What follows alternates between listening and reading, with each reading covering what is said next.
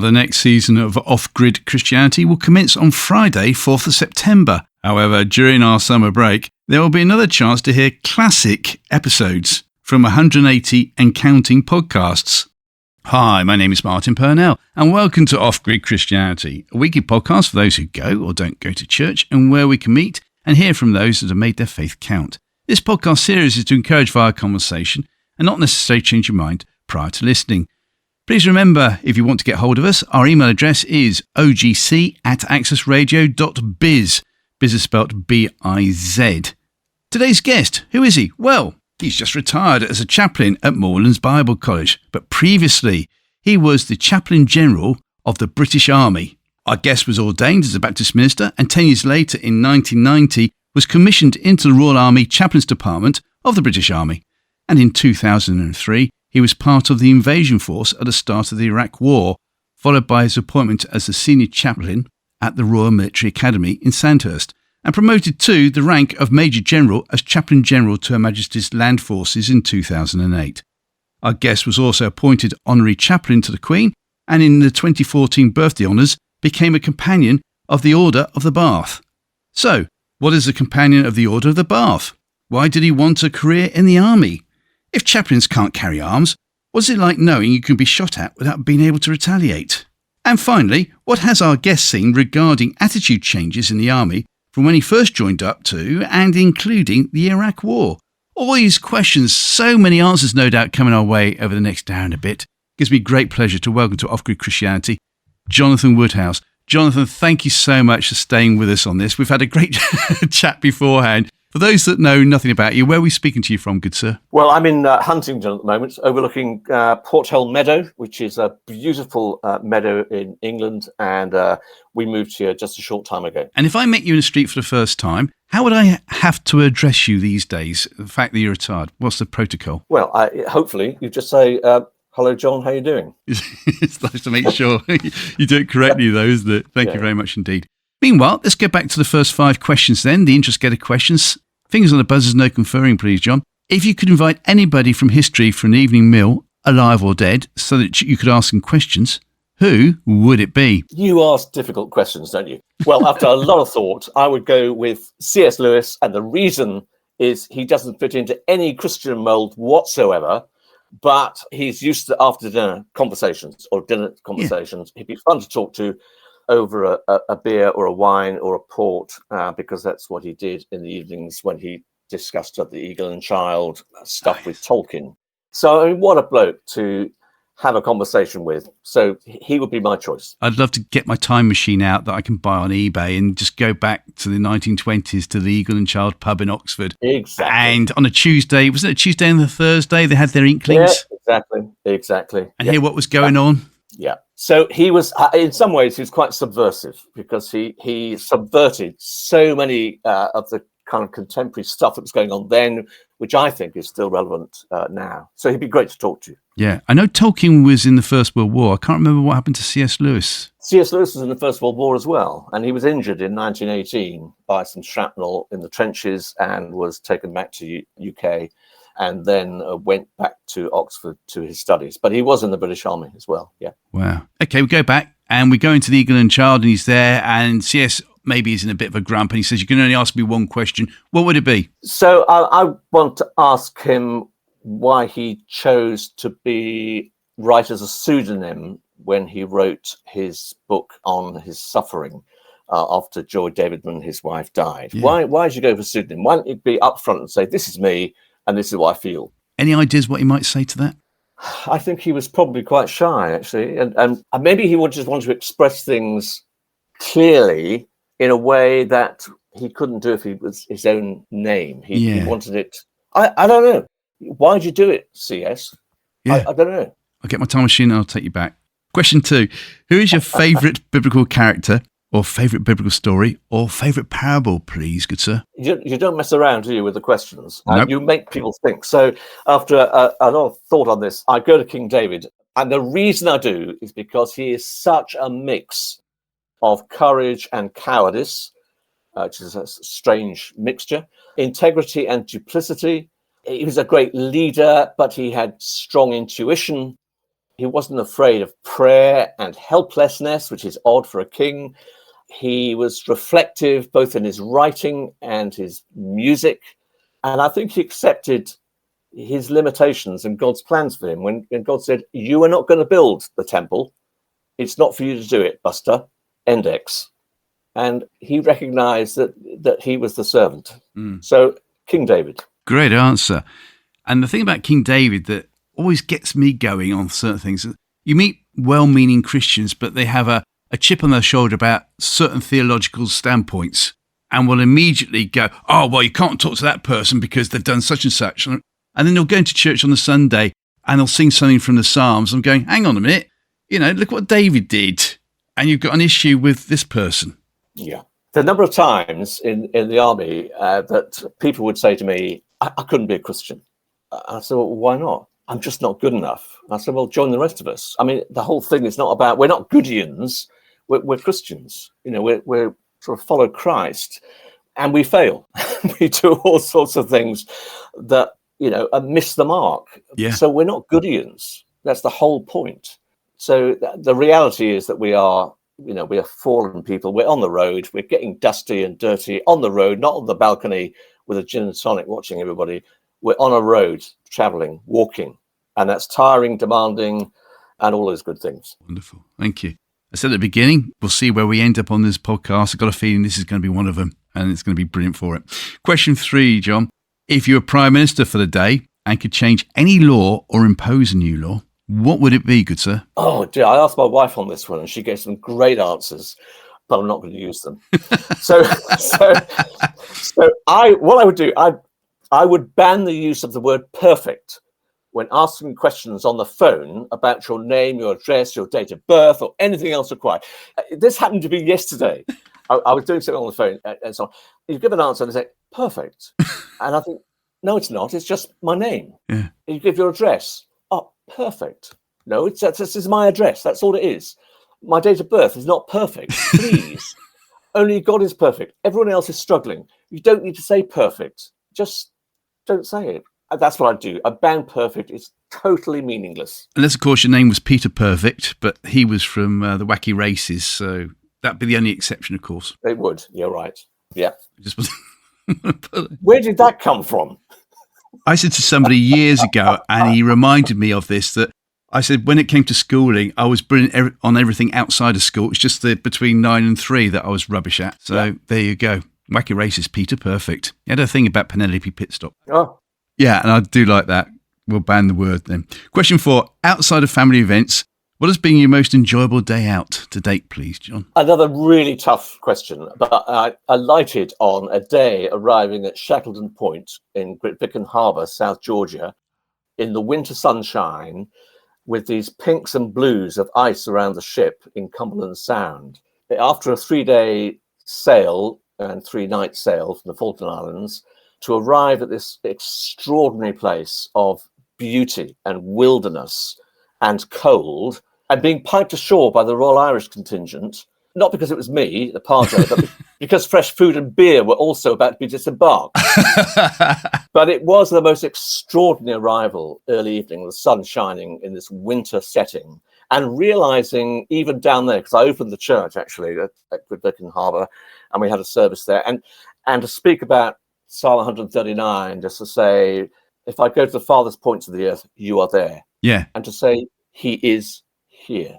Wonderful place. Great day out. Well, I've got a flannel flag from somebody from the island that I now live on over here. Did you go to his cemetery, his little resting place? Absolutely. Shackleton Point, yeah. And there's quite a number of graves there, including some Japanese fishermen who died, couldn't get out of off ships and so on in time for hospital. But Shackleton Point, that is where he's buried. Yes, I have stood there and paid respects to this extraordinary Irishman, leader, an amazing man in so many ways. Yeah. It's just incredible how he was able to get his compatriots off Antarctica. Yeah, amazing. Yeah, one of the great leaders, here was a man who had flawed leadership, but would go the nth mile for other people. Extraordinary. Yeah. And if you go online onto YouTube, there's actually footage of his funeral procession in South America. Well. But then being put onto the ship. So, what has been your most embarrassing moment finally then, John? We've had the most exciting part. What's been your most embarrassing moment? As people will say, no doubt there are so many of them. What I've picked out is being at age 16 and being very proud to be chosen, because they were short of cricketers, to play for Cardiff First's cricket team. Wow. We travelled to Hereford. My parents decided to come and watch, and I went in at number 5 and was bowled out first ball, a golden duck. And it was so embarrassing. And they travel all that way, and then that happens. Bowl between the gate, clatter of the stumps, and then you take the long walk of shame back to the pavilion. It was awful. It was very, very embarrassing. But then you just happened to be the opening bowler and you took a hat trick in the first over. In my dreams, it happened. It happens again and again, yeah. I've always wanted to go to the Falklands, by the way. Yeah. Actually, let's talk about this now, if it's okay. My reason for going to Falklands is because there's a golf course down there and I'd love to go and play it. But I made reference to another gentleman on a previous podcast that in the Falklands conflict, and people call it Falklands War, but I, like you, you said the word perfect. I want to be pedantic on it. It was actually a conflict because we never actually declared war on anybody. So it's a conflict. Yeah. The story goes, and I can't remember the gentleman's name, the general, and he wasn't a Christian, but I think his wife was. And they'd surrounded the Argentinian camp, and I think it was about 10,000 Argentinians in there. He also knew that there was a massive supply of armaments that the Argentinians had, but his soldiers who were encircling only had about like 1 or 2 rounds each. And he knew they would be outgunned. And he went away and prayed, even though he wasn't a Christian, felt God speak to him. And the following day he went in and said, we demand that you be for peace. Okay, he wasn't a general. He was a colonel. He was a major actually at the time. Second in command of the 2nd Battalion of Paris, I think. Thank you. This was Goose Green. Yeah, Goose Green. I want to know how much of it's true. I've heard him speak about it, met him and heard him talk about it, and he's addressed chaplains on it. A lovely guy, actually. H. Jones had been killed, and I've been to that spot where he was killed, and this guy took over, this 2IC. And they fought to pretty much a standstill, in his words, to a standstill, and they'd lost quite a few people. And he actually didn't know what to do. He says, I didn't know quite what to do next. And what he did was he stepped away for a bit of quietness, and he felt in his pocket and found this plastic bit of card that the chaplain had given him, wow, which is the prayer of Charles de Foucault, I abandon myself to your will.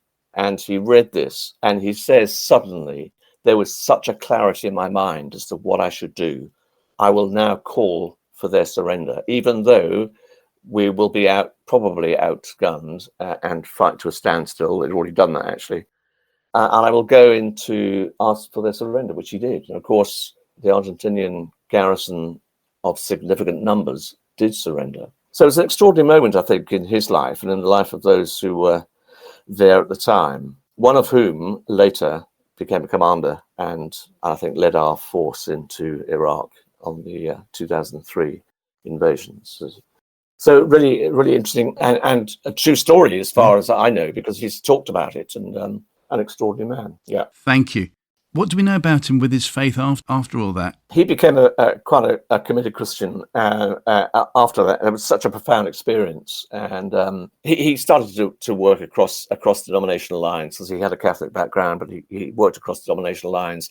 And he was used quite a lot at Oxford University, and was involved very much in trying to develop ethical foundations when he left the army for some police forces in the UK, which of course is a theme that I looked at carefully when I was chaplain general for the British Army, looking at ethical foundations and how we operate, and how we teach them, and on what basis do we teach them. Yeah. The fact that if you've already shared this, we now know just how heavily involved you are with the army. How come you wanted to go into the army in the first place, especially as you'd gone to London Bible College and everything else like that, and obviously there could well have been a career waiting for you in the valleys of Wales where you were brought up as a minister. So what happened? My close friends tell me that even at London Bible College, I talked about being a chaplain in the military. I don't remember a thing about that. I just generally don't. They say, you always talked about it. So I don't doubt their recollections. I did 10 years in civilian ministry in two different churches, two different Baptist churches. One where I was an assistant minister, and the other where I was a sole minister. So I led a church. But two people were instrumental in the leading process, the guiding process. One was another Baptist minister who was an army chaplain, who spoke at Spurgeon's College, where I was training to be a Baptist minister and doing pastoral studies. He talked about army chaplaincy. He was in, and I went up to him afterwards and said, "Look, I think that's what God might want me to do." And he said, "Well, that's great, but you can't yet. You've got no experience, and there's very few places of the Baptists anyway, because they run it on a quota basis in those days." But it stayed in my mind. The second person, who was not a Christian, was my brother-in-law, who was a sergeant in the British Army, who said to me, "You should be an army chaplain. You're the kind of person who should join. You know, that's what you should do." So I don't think he knew any of the kind of spiritual background to what he was saying, but he just intuitively sensed that it's something he thought I should do. Yeah. So those two significant encounters helped to forge that sense of call. I wanted also to be on the edge of the church. I wanted to be really where most people were not. And that seemed to me to be an excellent opportunity to do so. And I pursued that initially quite early. And my wife wasn't happy about it because of our young children at that time. So I put it off and then applied again, and I was accepted. So, yeah, that's where it comes from. About 20 years ago, Channel 4, Christmas Day, the main programme, Christmas night, was about a chaplain who was off to Iraq, and they followed him. It was an incredible programme. It gave me an insight as to what a chaplain actually does in the army. What did you know when you were applying to become a chaplain of what was going to be in front of you and what you actually were going to do? As with most things, until you experience it, you don't really know. So you can know the theory, and you can go and explore and meet soldiers and meet chaplains and talk through the issues, and that's all very helpful. But until you step into the water, as it were, you don't know what it feels like. So I would say that about most things. Yeah, you do the background. You know, is this the right kind of thing for me? Is this God's calling for me?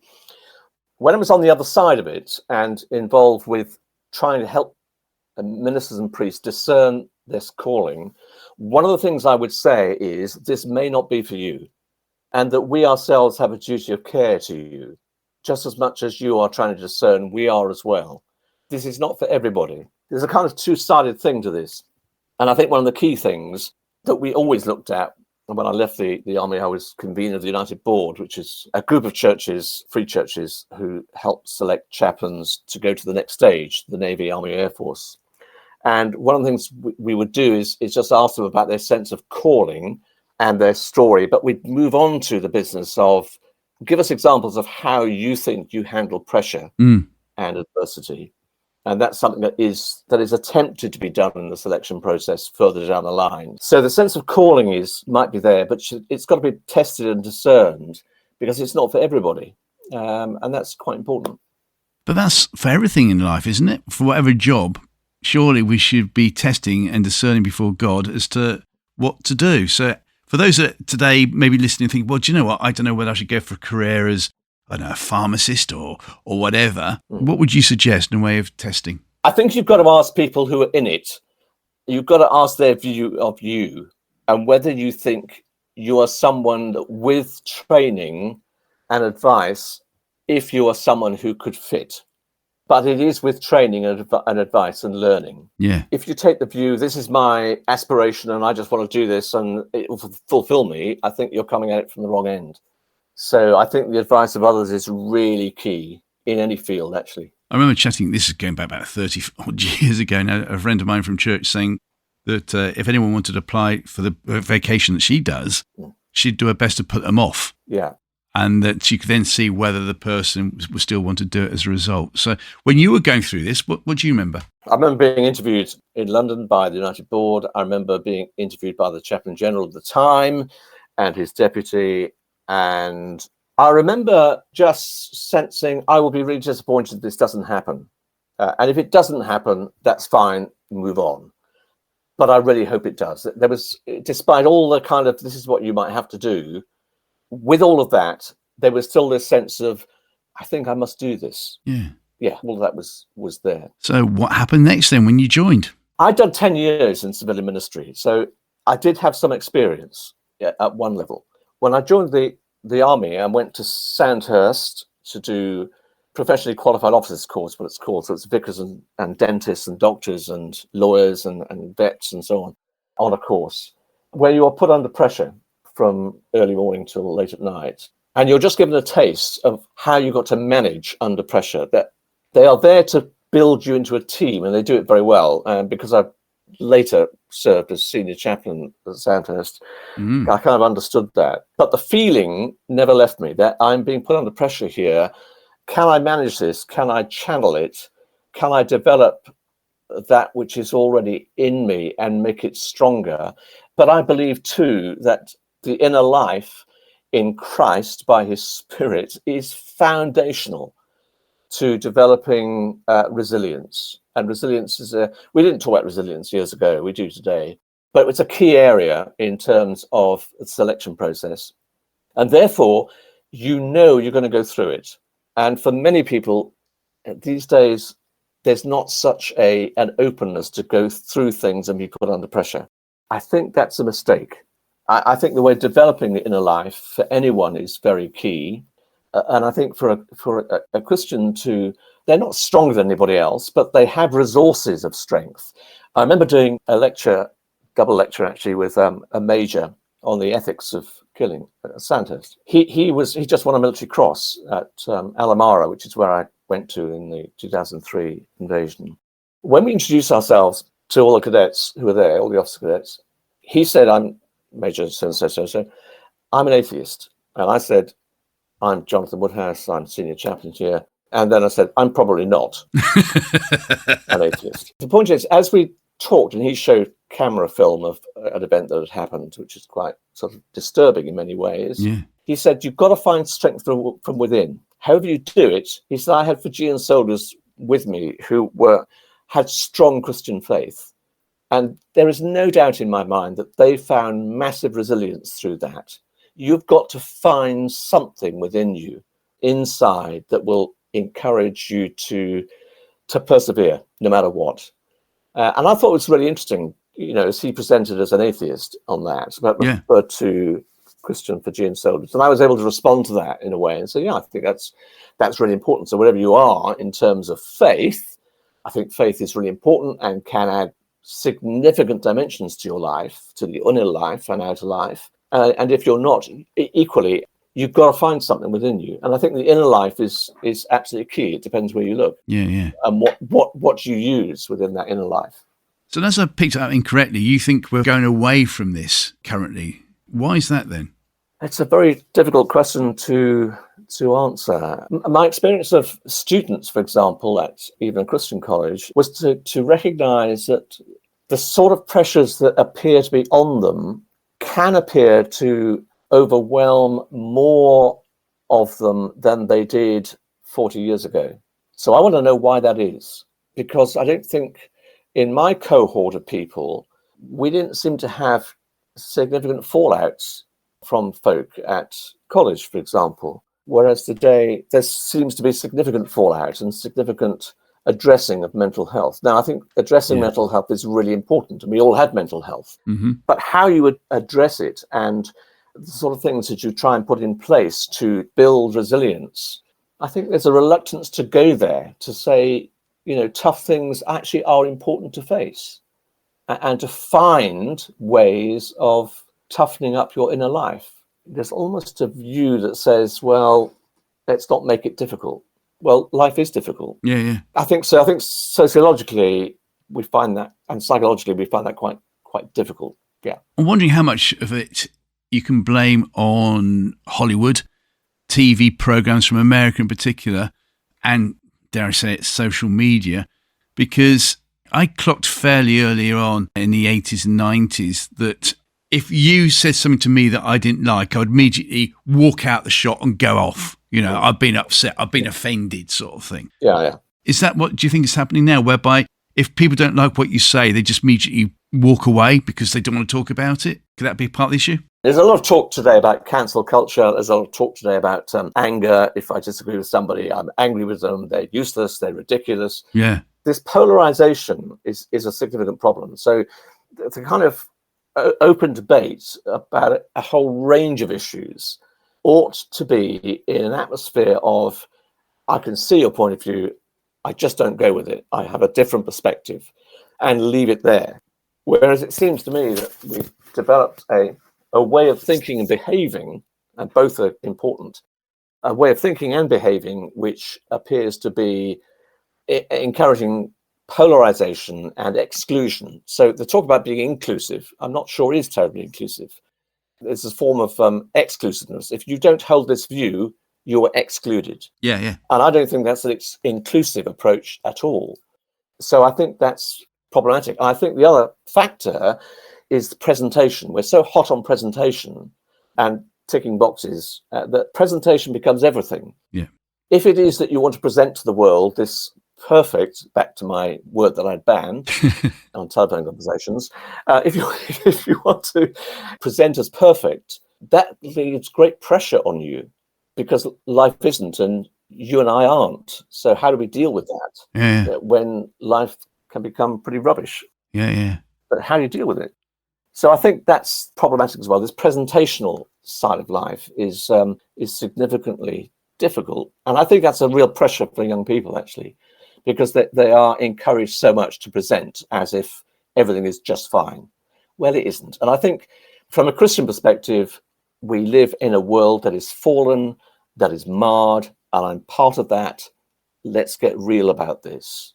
I have many mixes about me the next person, and I think that's why I like King David. Going back to your opening remarks, he was a complex character and acknowledged it. Yes. I think we're afraid of acknowledging our complexity, and in the Billy Joel song off 52nd Street, honesty, there's not a lot of it about. My previous career as a training officer, one of the modules I used to love training on was conflict resolution, whereby we can discuss, find out our rights, find out our wrongs, and work it through for the future. Yeah. I just get the feeling that quite often now people would rather sweep it under the carpet because they don't want to discuss it. So consequently, when you were, by this time, a chaplain, and let's say Iraq, for instance, when you were out there a few years ago, there must have been lots of people from a background who have had a very unfortunate background and are suddenly thrust into this lifestyle whereby actually this might be your final day here. Yeah. How many of them wanted to come up and talk to you about this? Oh, a significant number privately. So this again is quite interesting. It's about public face, how you appear, and the paradox of the private, how you actually really feel. So a chaplain is someone, if they're worth their salt, is someone who you should be able to open up to, because you know it's not going to go anywhere else, and you can reflect off them. I had all sorts of people at all sorts of levels of rank who would express their own personal fears. Everybody fears for their mortality. There's no doubt about that. I don't care. You listen to the World War II D-Day veterans from the 80th anniversary. And by the way, it's at the 70th. I want to tell you a story about that shortly. Oh, please. I'm going to write that down now, because we'll only forget 70th D-Day. The 80th anniversary. The 70th I thought was going to be the last big shebang, but the 80th was. No, most of them said, when they were asked, were you frightened? Yes, I was. Everybody's frightened. It's how you deal with fear. So anyone who says they're not fearful is not really telling the truth. Everyone's fearful. It's how you deal with the fear. So as with everybody else, I had to write my last letter home before I left to Jackie, my wife. In the event that I didn't come back, she would open that letter. Yes. That letter remains unopened.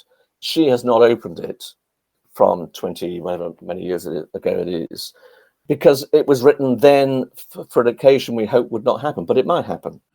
So out there, all sorts of people would confess things to you as well. So the confession thing is a fascinating thing when it comes to Christianity, for example. So confession with priests that went with the Crusades, for example, with the rights and wrongs of all of that, confession was a very important part of a padre's role. Confession of things that were done wrongly. People would confess things that they didn't want to go anywhere else, before they went at the launch in the invasion. So I hold all sorts of things from different people. And that's a massive privilege. Yes. One of the events that happened, and it's very unpredictable. All I'd say is a war is very unpredictable. You do not know. You don't know what the next day will bring. And for us on the ground, as army chaplains, you dig in with the rest. So you dig your hole and you live in it. And then you move on the next day or whatever it is. You're part of a much bigger picture. And then you dig another hole, you live in it. So that was a real experience. So the basics of life are very basic. Washing in a bowl of water and all the other practical things that you have to do. Life is very basic. Food is basic. There's no fresh food. Every day, therefore, I've come away from all of that. And I wrote at the time, every day is a gift. Every single day is a gift. So use it. And I believe far more about far less, by the way. As a Christian minister, the kind of critical things, the kerygma, if you like, the kind of basic kernel of the gospel, Christ died for our sins, was raised from the dead, as the scripture said, that is key. There are lots of other things that people disagree about. That's fine. They'll go on disagreeing. It is those central things that when you're under pressure are really, really important. So in the Ramai oil fields, we had a group called the Pathfinders who were with us at 16 Air Assault Brigade. And they are the ones who are specially selected out of the paras to do certain things, sort of high altitude, low opening parachuting. They do all sorts of things. And they also often a lead in to people to go to Hereford to train to become members of the Special Forces. So a young corporal came to see me. I knew him. He was a Christian, actually, Pentecostal Christian. My church tent was up and I was going to hold a little service in the sand. And he came to that tent about half an hour before sunset. And he came cammed up with his weapon with him and bandoliers on his shoulders and so on. I said, just put your weapons down, put all your stuff down, come inside, tell me why you're here. He said, well, I want to take communion. I said, we're going to do a service in half an hour. I said, me and my small team are about to go out again tonight. He said to me, I killed men for the first time in my life last night, 4 men. I'm about to go out tonight. I don't know if I'll come back. I want to make peace with God. I want to take communion. I said, well, let's do that. When you're kind of, a foot and a half away from someone and you are sharing bread and wine and using words, which are very sacrificial words of Jesus dying for us and shedding his blood, your body broken for me, your blood shed for me. These are not just words, they're very powerful words. And in that sort of context, he took those, went out into the night. He was a married man. His wife actually was in the brigade elsewhere. He came back and continued doing some of the things he was doing. When we eventually got back, he came back into my office back in Colchester some months later. And he had a photograph taken of him in a particular location with a small team. He did a quotation from Genesis chapter 16, verse 13, about Hagar who goes out into the desert. And even here in the desert have I seen God and have lived after my vision. And he puts the Pathfinder's insignia in this. And he has it mounted in the frame with a little silver piece that says, keep up the good work. And he signs his name. I can't give you his name because of where he served later. And he's since done extraordinary things. And he was splashed all over the Sun newspaper, I think. So a very brave man, actually, but a strong Christian faith, which developed over the years. But that was one of the incidents at that time which touches you, as these people do touch you. And you, in God's grace, touch them too, in terms of their mortality, their hopes, their fears, and so on. See, if someone has come from maybe a privileged background or even a really tough background, to see that there's a chaplain there where you are could strike up a load of animosity, maybe, because they're going to say, I don't believe in God. Before we came on air, we were talking about football. Yeah. You apparently were a very good centre forward in your time. Allegedly. How much of an icebreaker would that have been to just go with the lads and start talk about football and whoever your favourite football team is? Yeah, that was always great because that's because of normal life. Yeah. Whenever we've all got our football team. Mine is Cardiff City. That's my problem. Been to Ninian Park many a time. as it was, down the Grange end, we goes mental, son, we goes mental. So I always used to be great because they win the Welsh Cup. So we used to watch Real Madrid there because we went into the European Cup. It was fantastic. My team played in the Welsh Cup. Who was that? Bristol City. How did I was South East Wales. Yeah. In the early 1920s. Don't ask me how, but they did. Yeah, brilliant. Absolutely brilliant. So yeah, easy conversations. I would mostly never have to say anything about the Christian faith. If you go on long walks with people on exercises, if you join them for a bit of time, you go out on exercise. Did this in Cyprus. It was great to do out in Kuwait in the desert. You just walk with people and talk, and they would always ask you stuff. Yeah, you didn't have to start a conversation. They just ask you stuff. This is an immense privilege, really. So you do the formal stuff as well. You do the kind of battalion parade. So you do, as later, I did some sort of major things, consecration of colours and the presentation of colours, etc., with royals, who present the colours. So these are kind of formal things. And you do some formal church stuff, 200th anniversary of Sandhurst and the chapel. A significant time where the Order of Battle for the British Army was put up on the wall, where we suggested they all had their cap badges carved in wood and painted. And then I spoke about our own cap badge, Royal Army Chaplain Department, and it's a prism. It's like a portal. A cap badge like a portal through which is a whole mass of information that people hold, like being on the web, really.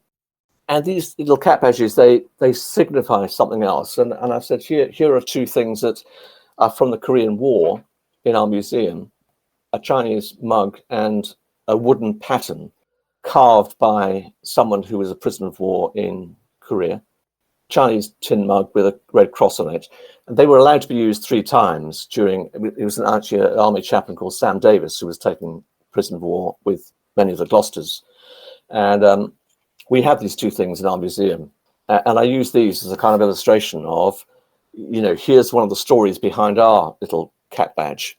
And it's a different war, but these were significant things that were used to bring strength and comfort and hope.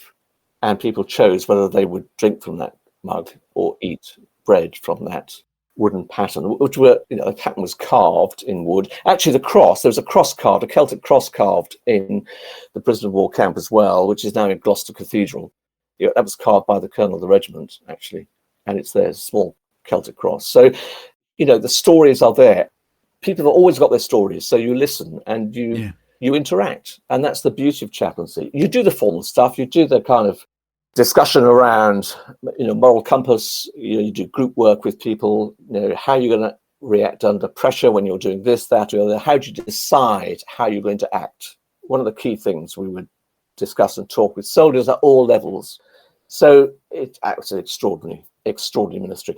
In summary, what we did was to bring spiritual support, pastoral care, and moral guidance to soldiers and their families. They were the 3 things I hung my ministry on, really, and they proved to be very helpful guides. Yeah. If we could count up the number of times questions were asked you as their initial question for people you never met before, what would be the number one answer, do you think, as to what they would say to you for the first time? Well, they would say, why on earth are you doing this? And doing this without a weapon of any kind? Why on earth would you do this? And you would say? And I would say, well, I think it's a bit like Jesus walking with people and talking with people and listening to people who might take a very different view. It's a bit like that, but I'm like you are. I'm no different from you. I'm no different. As a human being, I'm no different. And because my background, my father was a very working class man who did very well, became a marine engineer, chief marine engineer, and left school at 14 and went to sea, and self-made, but quite a man who didn't know how to show emotion really, except through anger. I think there was a lot of anger. He never really worked out how to give of himself emotionally, I think. So I got, and he was from North Shields near Newcastle, which is a tough place. And I used to go there sometimes. It was a tough place. So I talk the way I talk. I just do. That's me. So I have had the privilege of working with people who are extraordinarily well educated, the Eton, Winchester, Oxbridge types who go into the British Army, and those from the smashed up backgrounds from, Moss Side and so on. And it seems to me I don't care where they come from.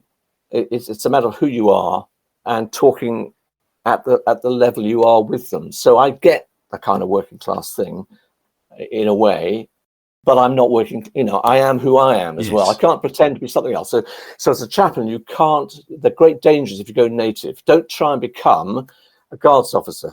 You'll fail. Don't do it. They'll laugh at you. Don't try and become the soldier. They'll laugh at you. You're not that. You should be able to look after yourself, and you should be able to have some resilience.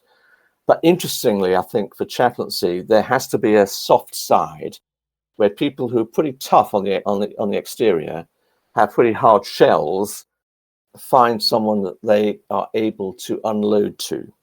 And I think that's a key area of. So there's a lot of attentive listening involved. Yeah. A lot of jokes. People used to say things like, "You only work one day a week, Padre." I said, "Yeah, that's one day more than everybody else does around here." So it's a lot of banter that goes on. Yes. But that's all healthy and good. Yeah. But these days, banter is seen in some quarters as, "You offend me." Yes. "You're offending me." Well, maybe you are. Maybe one's taking oneself too seriously. I don't know. Yeah. We talked about Goose Green earlier on. Yeah. And what happened. Yeah. Cast your mind back to your career.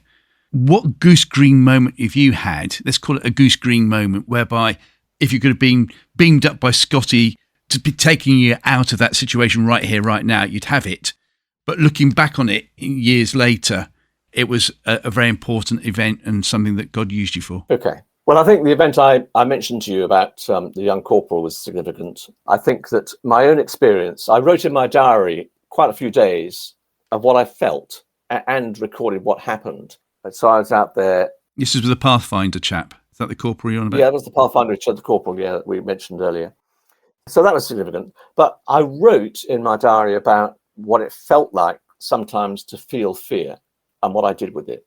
I wrote this piece, an academic piece actually, a couple of years ago, and it's in Practical Theology, about paradox and ambiguity, just slightly unusual words, as a pastoral tool, as the case book of military chaplaincy. But in it, I include a piece of sort of autobiography, really, from the diary about how I felt when, I was walking in the desert back from the headquarters after, the Scuds had been signalled as coming in. We're given warning of Scuds coming in, and et cetera, and then getting back to my dugout, and just reflecting on feeling, a long way from home, and what was I doing here, and what it felt like, and how I would deal with the fears I felt within. Now, I didn't always feel that at all, because you get on with your job. You've got a ministry to get on with. If you fold, you're useless. You've got to manage.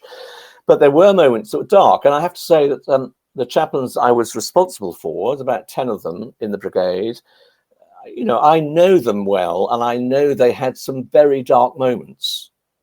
They would not talk about that openly, but I know them, and I know those dark moments, and I know my own dark moments.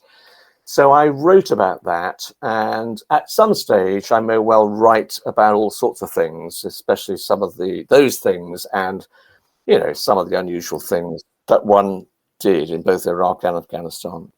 But it's acknowledging your own, at times, weakness, and simple prayers to God to help.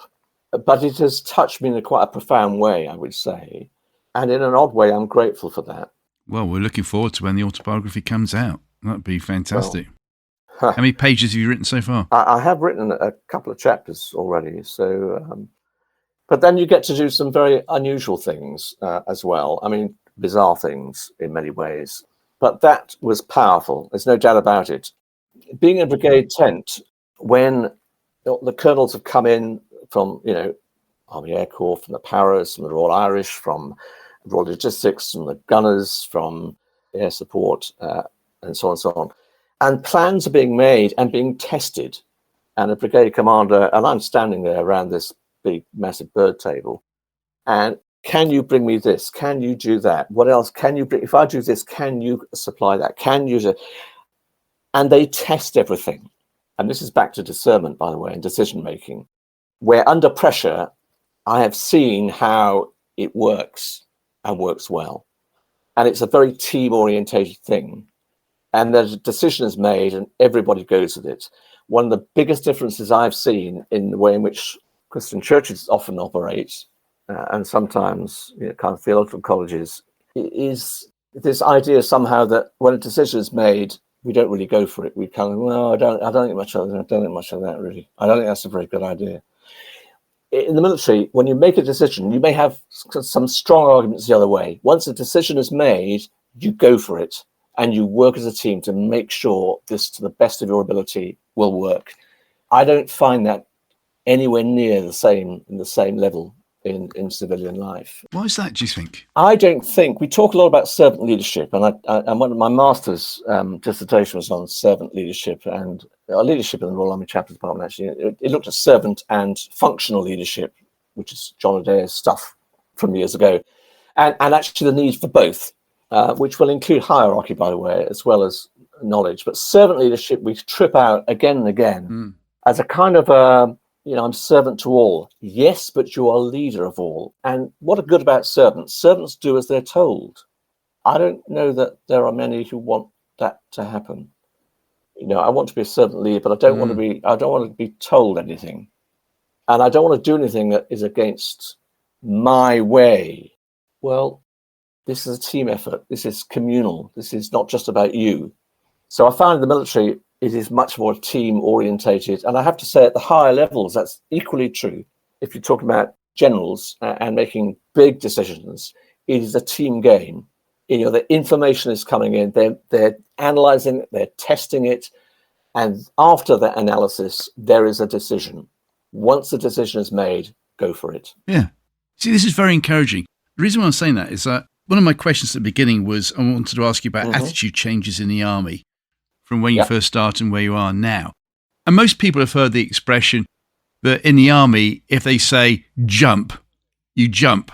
I would say how high. That's exactly right. You're saying it's completely different now. I didn't say it was different in the army. I'm talking about society. Yeah. I was talking to someone in personnel a couple of years ago in the headquarters. And because we're drawing from a society which is in a very different place from 20 years ago, I think they're having to deal with probably a less resilient group of people. And not that they can't do the job, but the amount of training and developing of resilience is quite a thing now, I think. So in that sense, inevitably, the armed forces will change because they're drawing upon society. That's going to change. Wow. Mental health being what it is now, what have you seen change within the army and also within the church? Let's bring that in as well, from when you started your career to where you are now. I think there's two things I'd say. The first is there were probably some practices which were not helpful in the army. Some of the before you become part of us, you've got to go through this ritual. That sort of thing has had to change, and I think rightly so. I can't speak about the last 10 years because I'm not in the army, but I'm aware enough to know that there is a gentler approach to people's kind of rights and so on, and human rights. Now, I get that. I understand that. The bottom line is the armed forces are there to do one job, and that is to serve the government of the day. Actually, they would say the king now, because they're loyal to the crown. And that bottom line means in the extreme circumstances, which war is, and war is not glorious, it is just isn't. It is utterly brutal. Let no one misunderstand that. It is not a nice place to be. But when an armed force is called on to do certain things and to work within certain boundaries, it requires a mindset that I am given permission within these boundaries to do certain things. And when I come away from that, I come away from it. I think one of the significant differences is that years ago, for example, the Falkland Islands, people sailed back over some weeks and were able to talk through with their mates some of the things that went on, etc., etc. These days, you're flown back. One of the things that was happening both in Iraq and Afghanistan was, and very helpfully, I think, the armed forces set up a setting in Cyprus at the sovereign base areas where there could be decompression. It was called decompression. And some of our chaplains were involved in that decompression as well as medics to try and help people decompress from where they come from, rather than flying straight back into UK. So I think there was a recognition that we need to do something, and I think they did it pretty well, to try and help people come to terms with what is, not a great thing, really. War is not a great thing. It may be a necessary thing, but it's not a great thing. I think they've learned from that, and I think that's credit to them, really. Yeah. So if we were able to get every single minister and every single pastor, whatever the job title is, within the church in the UK, and then we'll take it worldwide, right? And I've gathered them all up into a room, a very big room, and I say, sorry about this, running a bit late, John. They've all got a train to catch. Yeah. You've only got 2 minutes which to say one profound thing to them that you've learned in the army that you think is so applicable to them as leaders of a church.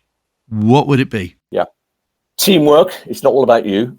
Resilience, and keep on learning. Others will teach you. There are people who know more than you do. I have learned a huge amount from other people, Christian and non-Christian. I've learned masses from other people within the army, and that's my privilege. It's extraordinary, really. So those three things, really. It's teamwork. It's not all about you, and it starts with you, but it's not all about you. Yeah. And this business of resilience and this business of going on and learning. Wonderful. Keep learning.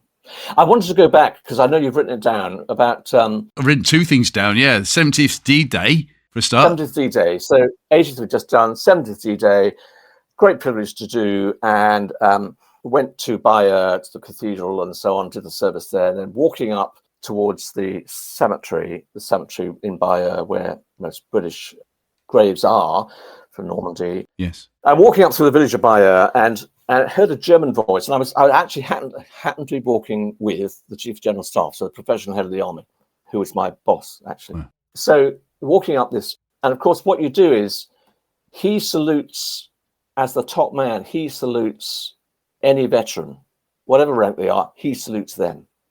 And that's a great tradition, which is really important. It's saying, you've done stuff, and I'm saluting you, because that's what we do. Yes. I think that's beautiful, actually. Recognition. Exactly. That's what I'm doing now. And I heard someone say, just call out Danke in German. Danke. Thank you. It's extraordinary to hear that in Bayer, Danke, from a German saying, thank you for doing what you did because of the state we were in. It was just one of the extraordinary things. However, wow. We're going to do this service. It was a British and Commonwealth service. So the Queen was there and Prince Charles was there and so on. And the BBC were running it live. And it was about 15 minutes, 20 minutes before we go live to do this thing and the laying of wreaths and so on. A man comes up to me who I have not met for many years.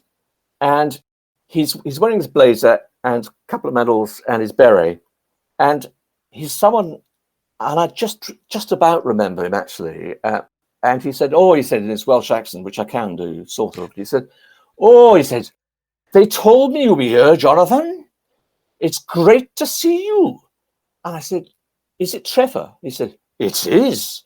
And he's there with his wife, Margaret. Trevor Bray, who was a church secretary in the Baptist church in Risca, where you and Russell Jones went as a boy. See a previous podcast, just throw that in. Yeah, absolutely. Very worth hearing. And their father was minister there, and Trevor Bray was the church secretary for years. Now, I went there as a young, late teenager to preach and so on. And he was very kind to me and never said anything at all about his service in the Second World War. So here he was, years later. He is at Normandy. I'm about to go on and take part in this service live.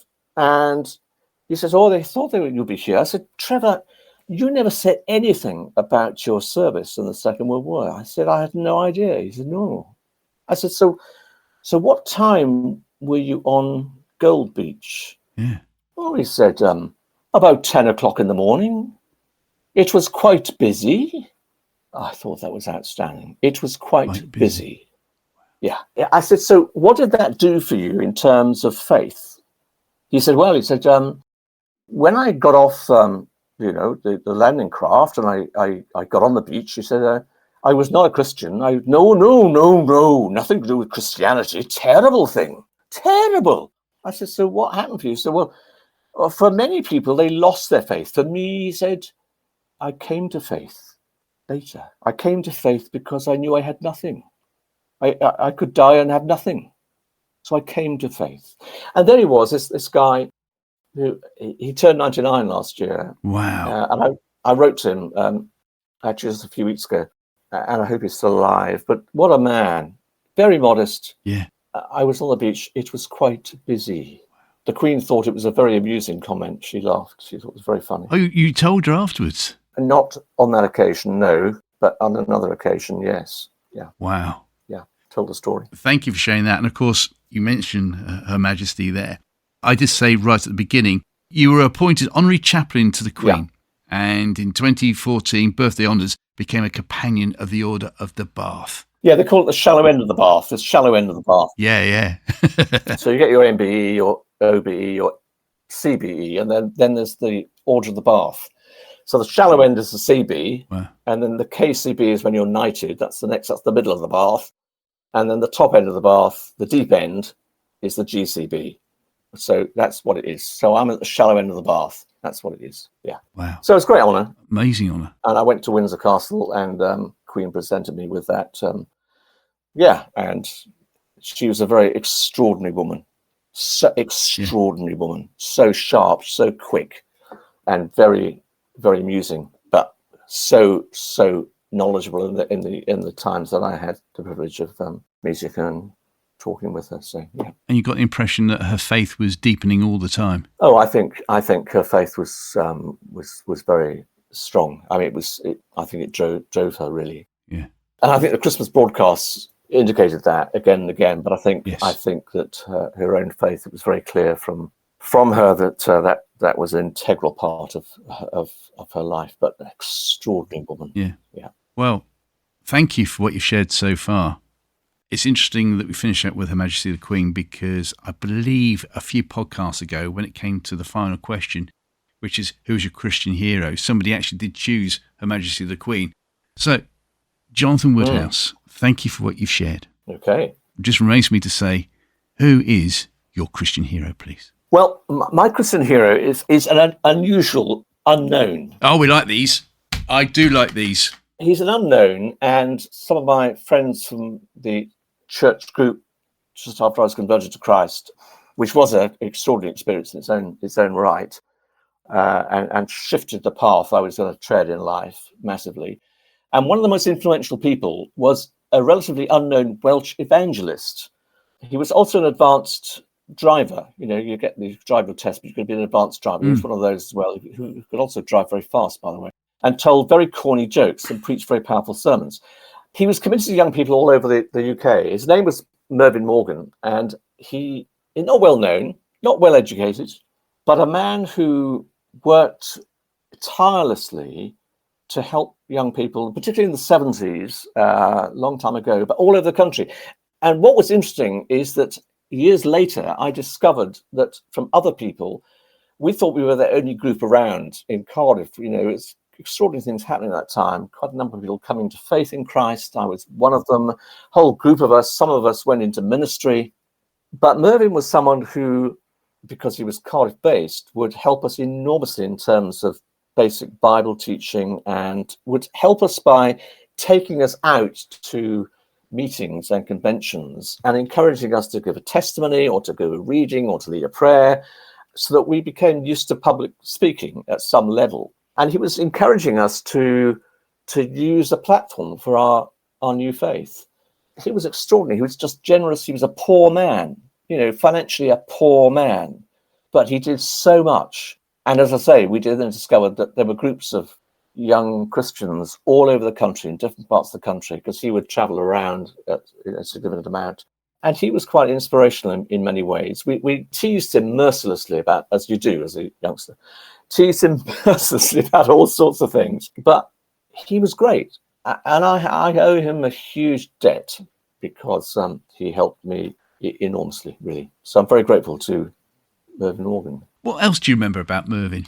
So we can fly the flag for him.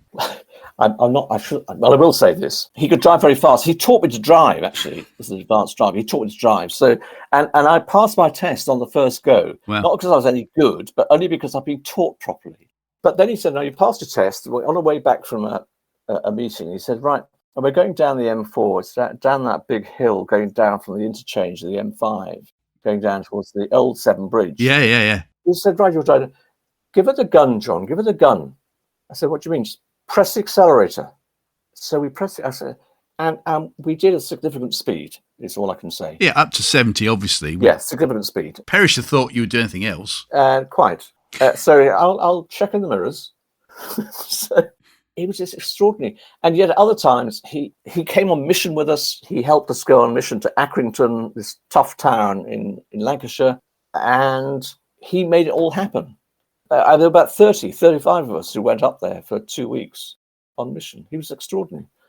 Went out of his way. He actually, those in Northern Ireland may or may not know him, but he moved across to Northern Ireland some years later, and he married an Irish lady and settled there in Northern Ireland. Extraordinary man. What strikes me is the selflessness of someone who doesn't have much, but who wants to pass something on. And that's a great lesson to learn, I think, in terms of ministry, life. You know, all the time you should be trying to develop other people. Yeah. And it's certainly something that happened in army ministry. You're always looking to develop other people because you're written on every year, every 6 months, actually. You're written on.